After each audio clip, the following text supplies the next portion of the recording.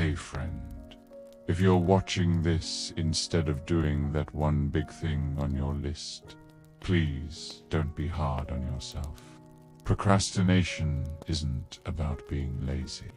It's usually just your mind trying to protect you from something that feels boring or scary. Let me tell you about a chap named Victor Hugo. He was a world-famous writer, but he was also a master procrastinator. He once spent an entire year partying and entertaining guests instead of writing his book, The Hunchback of Notre Dame. When his publisher finally got fed up and set a deadline, Victor had to do something extreme.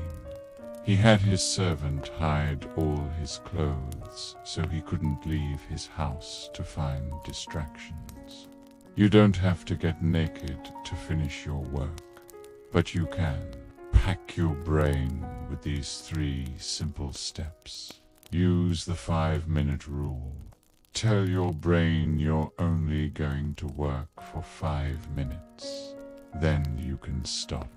It's a mental jumpstart for your activation energy.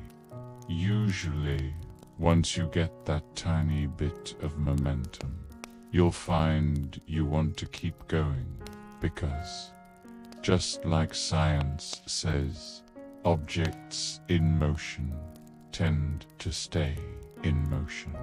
Make your to-do list scrumptious.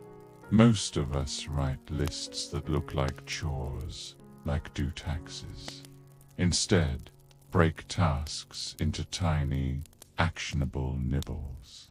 Instead of write report, try open a blank document and give it a title. The smaller the step, the harder it is for your brain to say no. Bind yourself to the mast.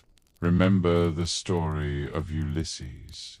To stay safe from the sirens, those creatures with irresistible songs.